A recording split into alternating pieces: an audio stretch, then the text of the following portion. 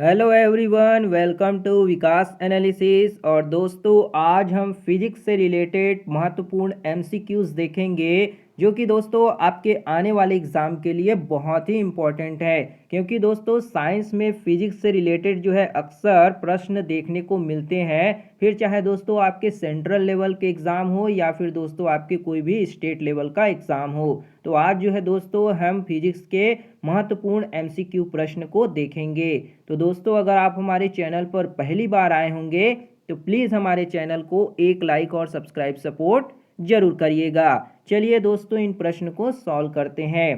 पहला प्रश्न है आपका, किसी भौतिक राशि को व्यक्त करने के लिए कुछ ऐसे मानकों का प्रयोग किया जाता है जो अन्य मानकों से स्वतंत्र होते हैं, है ना। कोई भौतिक राशि है जिसको हम डिनोट करने के लिए क्या है, कुछ ऐसे मानकों का प्रयोग करते हैं जो अन्य मानकों से क्या होते हैं, स्वतंत्र होते हैं, इंडिपेंडेंट होते हैं। तो उसे हम क्या कहेंगे, आपसे पूछा जा रहा है। पहला ऑप्शन है आपका व्युत्पन्न मात्रक कहेंगे, दूसरा है मूल मात्रक कहेंगे, तीसरा ऑप्शन है दोनों, और चौथा दिया है उपरोक्त में से कोई नहीं। तो कोई भौतिक राशि को व्यक्त करने के लिए कुछ मानकों का प्रयोग किया जाता है जो अन्य मात्रकों से क्या होते हैं, स्वतंत्र होते हैं, इंडिपेंडेंट होते हैं, उसे हम क्या कहेंगे। तो इसका सही आंसर क्या होगा, तो वो हो जाएगा आपका मूल मात्रक। उसे हम क्या कहते हैं, मूल मात्रक, यानी कि फंडामेंटल यूनिट कहते हैं। तो ऑप्शन नंबर बी जो होगा आपका मूल मात्रक करेक्ट हो जाएगा। अगर हम इनके एग्जाम्पल देखें मूल मात्रक के तो क्या हो जाएंगे, आपके लंबाई है ना, यहाँ पे समय टाइम, ये भी क्या है, पूर्ण रूप से क्या है, अन्य मात्रकों से स्वतंत्र होते हैं ना। तो यहाँ पे आपका लेंथ हो गया, टाइम, और क्या है, जैसे कि आपका मास, ये भी क्या है, पूर्ण रूप से स्वतंत्र होते हैं। तो यहाँ पे आपका क्या होगा, ऑप्शन नंबर बी जो होगा मूल मात्रक करेक्ट आंसर हो जाएगा। अगला प्रश्न देखते हैं। अगला प्रश्न है आपका यहाँ पे, किसी भौतिक राशि को जब दो या दो से अधिक मूल इकाइयों में व्यक्त किया जाता है तो उसे खाली स्थान कहते हैं ना भाई। जब किसी भौतिक राशि को दो या दो से अधिक मूल इकाइयों में हम व्यक्त करते हैं तो उसे हम क्या कहेंगे, पूछा जा रहा है। पहला ऑप्शन है मूल मात्रक कहेंगे, दूसरा ऑप्शन दिया है आपका यहाँ पे ए और सी यानी कि व्युत्पन्न मात्रक और मूल मात्रक कहेंगे, और चौथा है उपरोक्त में से कोई नहीं। तो किसी भौतिक राशि को जब दो या दो से अधिक मूल इकाइयों के रूप में हम व्यक्त करते हैं तो उसे हम क्या कहेंगे। इसका सही आंसर क्या होगा, तो वो हो जाएगा आपका यहाँ पे व्युत्पन्न मात्रक, जिसे हम डिराइव्ड यूनिट भी कहते हैं। तो ऑप्शन नंबर सी आपका करेक्ट आंसर हो जाएगा, है ना। अगर हम इनके एग्जाम्पल देखें व्युत्पन्न मात्रक के तो क्या क्या हो जाएंगे, आपके यहाँ पे फोर्स है ना, यानी कि बल, बल भी क्या है आपका व्युत्पन्न मात्रक का एक उदाहरण है। दाब यानी कि प्रेशर भी क्या है, आपके व्युत्पन्न मात्रक है। इसी तरह से वर्क यानी कि कार्य भी आपका एक तरह के व्युत्पन्न मात्रक के उदाहरण हो जाएंगे। तो यहाँ पे आपका ऑप्शन सी क्या होगा, करेक्ट आंसर हो जाएगा। अगला प्रश्न देखते हैं। अगला प्रश्न दिया है आपका यहाँ पे, भौतिक राशियों को मापने के लिए कितनी पद्धति प्रचलित है ना। जो भौतिक राशि है, फिजिकल क्वांटिटी है, उनको मेजर करने के लिए जो कितने सिस्टम प्रचलित है वो आपसे यहाँ पे पूछा जा रहा है। पहला ऑप्शन दिया है आपका 3, दूसरा ऑप्शन है 4, तीसरा ऑप्शन दिया है 6 और चौथा है आपका 2। तो भौतिक राशियों को मापने के लिए कितनी पद्धतियां प्रचलित है, इसका सही आंसर क्या होगा, तो वो हो जाएगा आपका यहाँ पे 4, है ना भाई। भौतिक राशियों को मापने के लिए चार जो है पद्धति प्रचलित है। कौन कौन सी है, तो पहला इसमें आ जाएगा आपका सीजीएस पद्धति, है ना, सीजीएस पद्धति, जिसको हम क्या कहते हैं, सेंटीमीटर ग्राम सेकेंड, है ना, इस तरह का सिस्टम। दूसरा है आपका यहाँ पे एफपीएस सिस्टम, है ना, फुट पाउंड सेकेंड सिस्टम। तीसरा है आपका एमकेएस सिस्टम, यानी कि आपका मीटर किलोग्राम सेकेंड जो सिस्टम है, और फोर्थ है आपका एसआई सिस्टम यानी कि इंटरनेशनल सिस्टम, है ना। तो यहाँ पे 4 तरह के जो है भौतिक राशियों को मापने के लिए पद्धति जो है प्रचलित की गई है। तो ऑप्शन नंबर बी आपका 4 यहाँ पे करेक्ट आंसर हो जाएगा। अगला प्रश्न देखते हैं। अगला प्रश्न है आपका यहाँ पे एस आई की मूल मात्रक की संख्या कितनी है ना। जो एस आई सिस्टम है उसके जो मूल मात्रक है उसकी संख्या कितनी है वो आपसे पूछा जा रहा है। पहला ऑप्शन दिया है 6, दूसरा ऑप्शन 7, दूसरा ऑप्शन 2, तीसरा ऑप्शन है 7 और चौथा ऑप्शन है 4। तो एसआई की जो सिस्टम है, एसआई सिस्टम, उसमें मूल मात्रकों की संख्या कितनी है। तो इसका सही आंसर क्या होगा, तो वो हो जाएगा आपका 7, है ना। जो 7 है वो एसआई पद्धति में क्या है, मूल मात्रकों की संख्या है। तो ऑप्शन नंबर सी 7 यहाँ पे आपका करेक्ट आंसर हो जाएगा। अगला प्रश्न देखते हैं। अगला प्रश्न दिया है आपका यहाँ पे लंबाई का मूल मात्रक क्या है ना। लंबाई का मूल मात्रक क्या है आपसे यहाँ पे पूछा जा रहा है। पहला ऑप्शन है मीटर, दूसरा ऑप्शन है किलोमीटर, तीसरा ऑप्शन है वर्ग किलोमीटर और चौथा है उपरोक्त सभी। तो लंबाई का मूल मात्रक या फिर इसे लंबाई का एसआई मात्रक भी करके पूछा जाता है। तो ध्यान रखिएगा, लंबाई का मूल मात्रक कहे या लंबाई का एसआई मात्रक कहे, सेम बात है ना। तो यहाँ पे लंबाई का मूल मात्रक क्या हो जाएगा, इसका सही आंसर क्या होगा, तो वो हो जाएगा आपका मीटर, है ना। लंबाई का मूल मात्रक या एसआई मात्रक जो होता है मीटर होता है। तो ऑप्शन नंबर 1 यहाँ पे आपका करेक्ट आंसर हो जाएगा।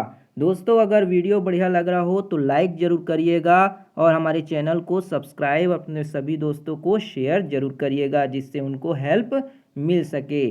चलिए आगे बढ़ते हैं। अगला प्रश्न है आपका यहाँ पे द्रव्यमान का एसआई मात्रक क्या या फिर मूल मात्रक क्या, है ना। यहाँ पे ये हो जाएगा या करके, है ना। द्रव्यमान का एसआई मात्रक या मूल मात्रक है। पहला ऑप्शन दिया है किलोग्राम, दूसरा ऑप्शन दिया है आपका ग्राम, तीसरा ऑप्शन है पाउंड, चौथा ऑप्शन है मीट्रिक टन। तो द्रव्यमान यानी कि मास का एसआई मात्रक क्या होगा, तो इसका सही आंसर क्या हो जाएगा, द्रव्यमान का एसआई मात्रक क्या होता है, तो वो हो जाएगा आपका यहाँ पे किलोग्राम, है ना भाई। द्रव्यमान का एसआई मात्रक आपका किलोग्राम होता है जिसे हम केजी सिंबल से डिनोट करते हैं। तो याद रखिएगा द्रव्यमान का एसआई मात्रक जो होता है वो किलोग्राम होता है। ऑप्शन नंबर ए आपका करेक्ट आंसर हो जाएगा। अगला प्रश्न देखते हैं। अगला प्रश्न है आपका यहाँ पे समय का मूल मात्रक खाली स्थान होता है ना। टाइम का जो मूल मात्रक है वो क्या होता है पूछा जा रहा है।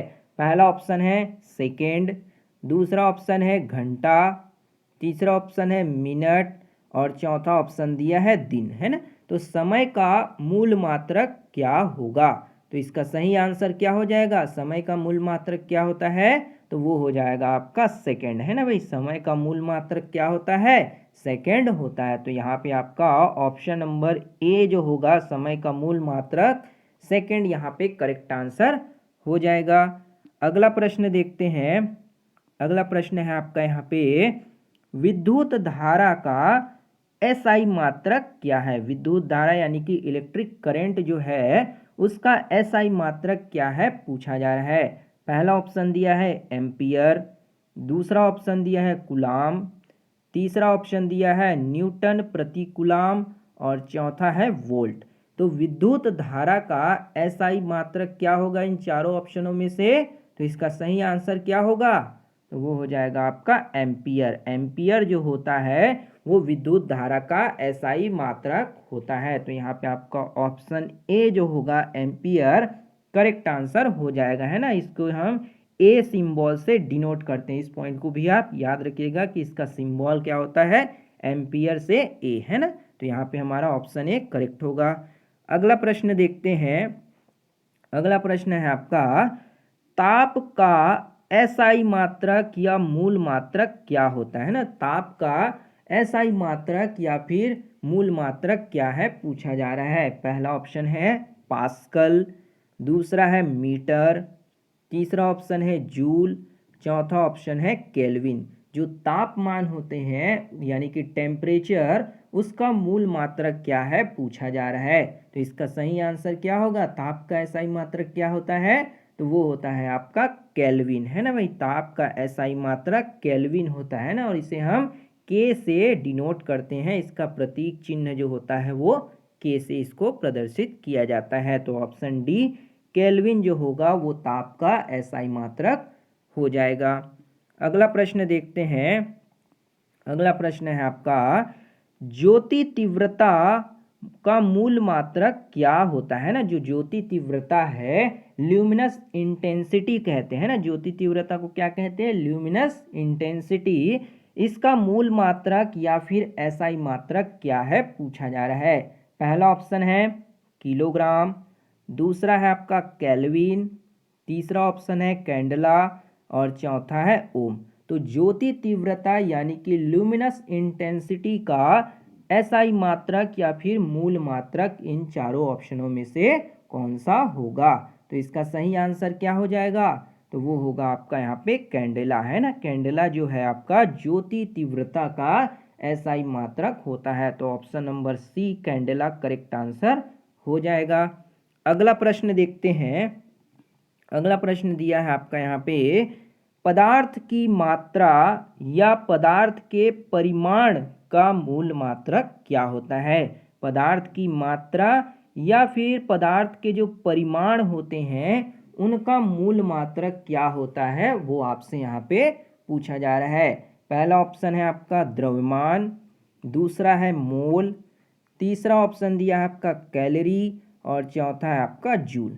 तो पदार्थ की मात्रा या पदार्थ के परिमाण की मूल मात्रक क्या होगी? तो इसका सही आंसर क्या होगा? तो वो हो जाएगा आपका मोल, है ना। पदार्थ की मूल मात्रा जो होती है उसे हम मोल कहते हैं। क्या कहते हैं? मोल कहते हैं। तो यहाँ पे आपका ऑप्शन नंबर बी जो होगा आपका यहाँ पे करेक्ट आंसर हो जाएगा। तो ये थी दोस्तों आपके फिजिक्स से रिलेटेड महत्वपूर्ण एमसीक्यूज, जो कि आपके आने वाले एग्जाम के लिए बहुत ही इम्पोर्टेंट है, और इसी तरह से ही प्रश्न जो है एग्जाम में देखने को मिलते हैं। उम्मीद करते हैं कि आपको ये सारे प्रश्न जो होंगे समझ आए होंगे। अगर वीडियो बढ़िया लगा हो दोस्तों तो लाइक ज़रूर करिएगा, शेयर, सपोर्ट और सब्सक्राइब भी ज़रूर करिएगा। मिलते हैं दोस्तों अगली वीडियो में, तब तक के लिए जय हिंद, वंदे मातरम।